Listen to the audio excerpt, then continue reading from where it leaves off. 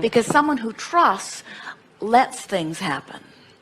And there's such a subtle, you use that word and it's right, there's a subtle edge in the difference of that, because when you want things and you're just going to apply yourself diligently, we watch you ripping through these processes. You're just eating this up. You're going to get yourself tuned up as fast as you can. But there's something counterproductive in that. And what it is what your wonderful question came up with toward the end of your comments, which is you want to understand how to trust. And here's the way we would go about that. Feel the difference between someone who is, this is not for you, it's an example for you, of someone who is seeking a healing, which is absolutely upstream, and allowing wellness, which is downstream. Can you feel the difference? Right. So many people are looking for the results, and they are so pointed upstream. They're so intense about it and so determined about it. And we want to say, you don't have to work hard. You've already done your work by living life which caused you to ask for it. And Source has already done the work by aligning things up, and law of attraction is the real workhorse behind all of it. Your work, if there is any, is to trust the stream. To trust that if you were to let go of those oars, that you've done enough in the living of life to put it in vibrational escrow, and the Source is reliable enough to bring you in this massively moving stream toward what you want. So it's not necessarily, not even a trusting in your ability. It's a bigger trust than that. It's a trust or faith in the stream.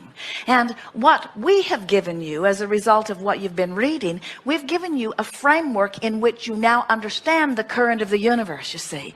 And so that's what we want you to practice your trust in. We want you to say to yourself, well, the stream is flowing and I can paddle upstream if I want to, and I can tell I am because I don't feel so good. This tension tells me that I'm doing that. And if you will just work a little bit on the sensation of letting go of the oars. As some of the earlier processes that we offered, one was a particularly popular process called pivoting. And what it says is, whenever I know what I don't want, I also know more clearly what I do want. But we see people working so hard to find that positive thought. And law of attraction just won't give you a really positive thought when you've been feeling really negative. But it will give you a slightly less negative thought. And so by understanding that the stream will carry you and getting the image in your mind that your real work, when you feel that tension, is to just drop the oars. In other words, it's not about making it happen. It's not about being different than you are. It's really about, and here it is, making peace with where you are. A lot of times our physical friends feel funny about that when they say, but I'm clearly not where I want to be. And if I make peace with where I am, isn't that my saying to the universe, let me stay here? And we say, no.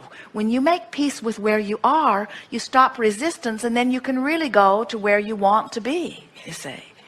So in very short terms, we would say to you, if we were to give you an unfair label that accurately depicts the energy of your being, you try too hard. You work too hard at things. And it comes from wanting to please others. It comes from having a lot of responsibilities. It comes from a lot of people counting on you. It comes from all of those things, but it doesn't serve you. And it doesn't serve anyone. Well aware of it doesn't that. serve anyone. So just let your mantra be, I'm doing fine. Everything's all right.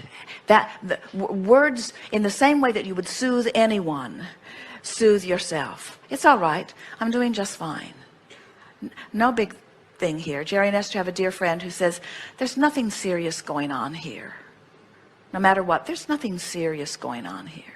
Just anything that diffuses. And in a little while, you will feel that visceral shifting. You will feel, even though you don't see solution, you don't see immediate result, you don't have an instant answer to a question, you'll feel the turning in the stream. And when that is what you're reaching for, things become so easy. Well, in that, I also realized that I visualized myself as a really fun person. But when you said, well, write down the things that that you really enjoy, or that that feel fun to you, I was reaching, I'm going, wow. I couldn't figure out what they were. It took me a long time. So between that and relaxing, I mean, I lay in bed and do the breathing, and in fact, I've had 2 massages, and he said, I can feel your mind just going, woo, like this. And I'm like, I really want to relax. And I'm not, is it because I'm trying to keep figuring things out? It and is. how do you It's let go of it? Oh, you're excited about this, and that's all right. You just do it one thought at a time. That's why we give you this redundant story of letting go of the oars. It's just, yeah, Esther played with it in lots of different ways. She found that if she would sit and count her breathing, it would slow her mind down. She found if she would listen for a sound in a room, here she would listen for the sound of that air, and in the sound of the air, can you hear that sort of drumbeat that's behind it? Mm-hmm. So she would isolate in her mind some sound that she was picking out of her environment, and she would try to separate it from all the other sounds, which made her mind slow down. And then in time, once she began working with the computer equipment, she saw that little pause sign, the 2 little slashes that mean pause, and she would focus on it, and she would think, I'm going to put my brain on pause. And then she would think, I'm thinking about putting my brain on pause.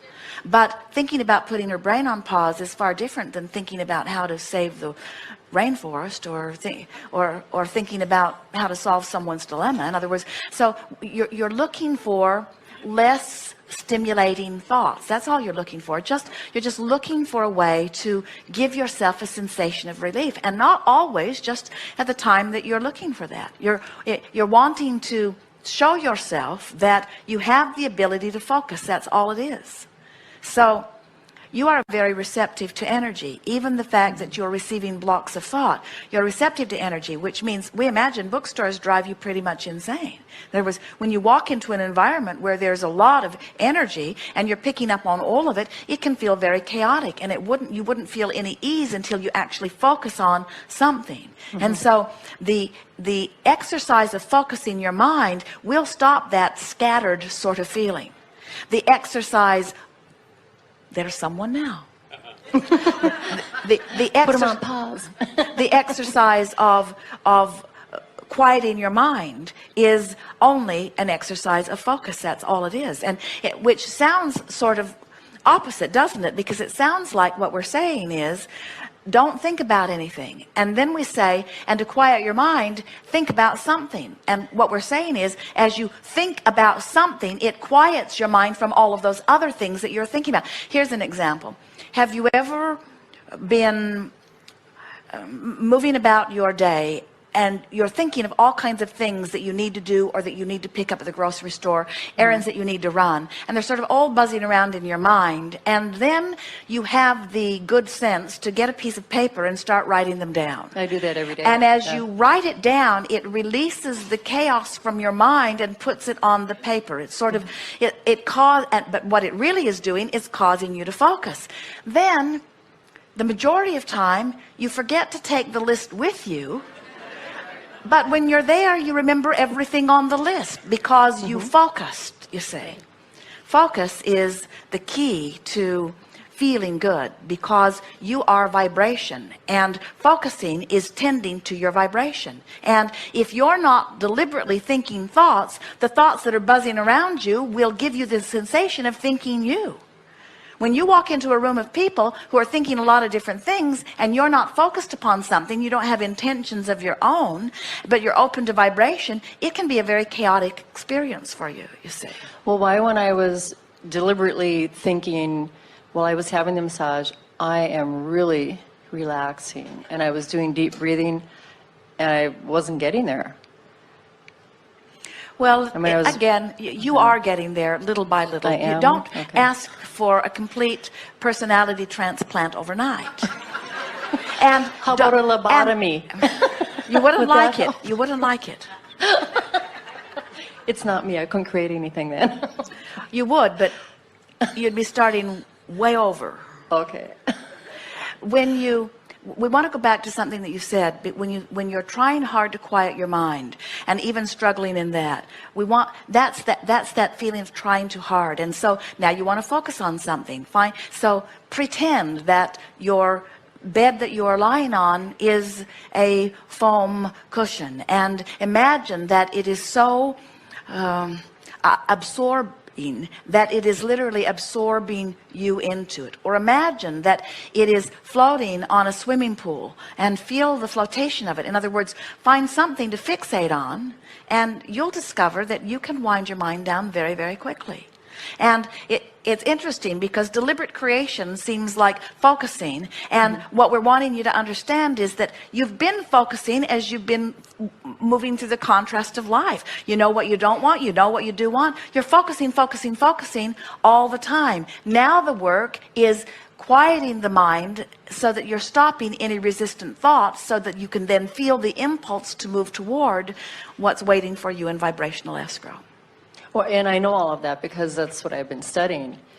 And that's why I said, can you give me specific things that I can do at home in my normal environment?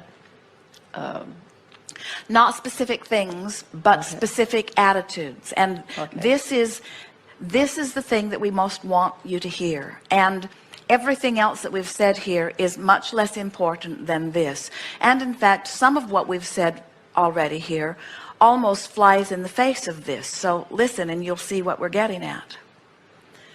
You're doing fine, and there isn't something that you need to do that is so very different than what you're doing, and you understand what to do, and you're doing it more successfully every day. And for us to give you some sort of process that implies that you need improvement is exactly the opposite of what we're trying to convey to you here. So let's apply this upstream downstream exercise here. So you say, can you give me a process that will help me do better? Is that upstream or downstream? It is, isn't it? I have a hard time quieting my mind. Is that upstream or downstream? Something we said, you try too hard. Is that upstream or downstream?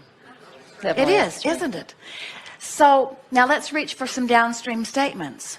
I'm happy to know what I know about the laws of the universe. Upstream or downstream? Downstream. Downstream. I'm not really applying them very well. Upstream. But I'm getting better at it. Downstream. Sometimes I suck at it. Upstream. Sometimes I'm really good at it. Downstream. I see these people over there who seem to be doing much better at it than I am. Upstream. I don't have to compare myself with anyone. Downstream. My inner being adores me right where I am. Downstream. I have nothing to prove to anyone. Downstream. I'm appreciative of everything that I've been living that has helped me queue up all of this wonderful stuff in vibrational escrow. I'm not moving toward the wonderful stuff in vibrational escrow. In other words, that's all it is. Just thought by thought. Just try to let your thoughts move downstream. They naturally want to. That's what you want to be aware of. And don't make it a problem if they're upstream. We don't care if you make 100 upstream statements in a row. You know what that would do? If you were to get on an upstream rampage, you know what it would do? It would make you really, really want to go downstream. So you can't lose in this. In other words, all it does is make this, the more you paddle upstream, the stronger the downstream current is. Isn't that interesting? Oh, so I have a big, okay. Oh yeah, you do.